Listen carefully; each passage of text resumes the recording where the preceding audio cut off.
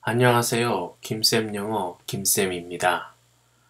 오늘 포스팅 주제는 문법을 잘 알면 영어로 말할 수 있을까요? 입니다. 영어를 왜 못하냐고 물어보면 영문법이 어려워서 라고 대답하시는 분들이 의외로 많습니다. 그러면 정말 영문법을 몰라서 영어로 말하는 것이 어려운 것일까요? 개에게 밥을 줄 때마다 종을 치면 어떻게 되는지 아실 것입니다. 나중에는 밥을 주지 않아도 종을 치면 침을 흘리게 됩니다. 이 개를 처음 본 사람이 있다고 합시다. 이분은 동물 연구가입니다. 이게 주인집에 개 10마리를 샀습니다.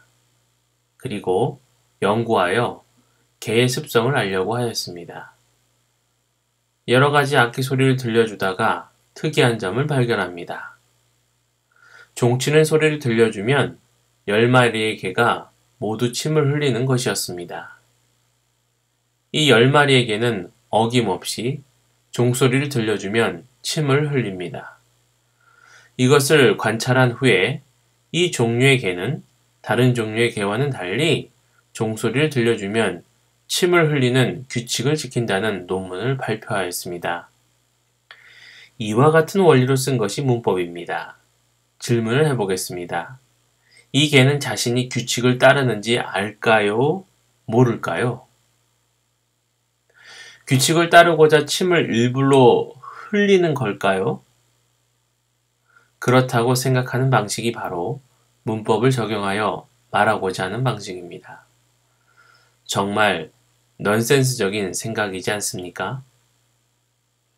김쌤 영어 모국어법은 개가 침을 흘리는 것은 규칙을 따르는 것이 아님을 폭로하기 위해 쓰여진 것입니다.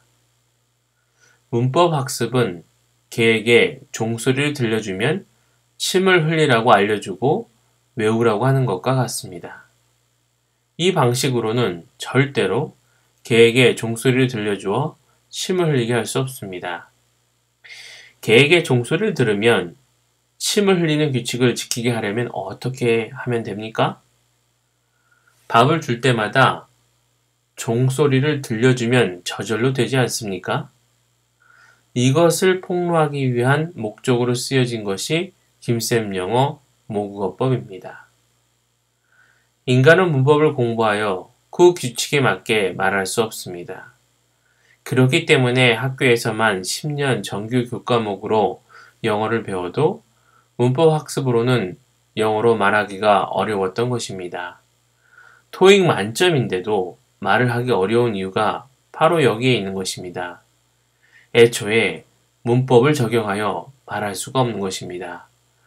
문법이 틀려서가 아니고 규칙을 적용해서 말할 수가 없는 시스템을 심포가 갖고 있기 때문인 것입니다. 마음은 인간의 표현의 욕구를 갖고 있고 이것을 음성으로 표현하는 것이 언어인 것입니다. 그런데 마음대로 라는 말이 의미하듯이 마음은 규칙을 따르지 않습니다. 그러니 규칙을 가르쳐 마음이 규칙에 맞게 움직이게 할 수 있을지요? 어거지로 할 수는 있으되 매우 부자연스럽고 답답함을 항상 느끼게 되지 않습니까? 그러면 어떻게 해야 올바른 언어학습일까요? 개에게 밥 줄 때마다 종소리를 들려주는 원리를 적용한 것이 바로 문답영작입니다.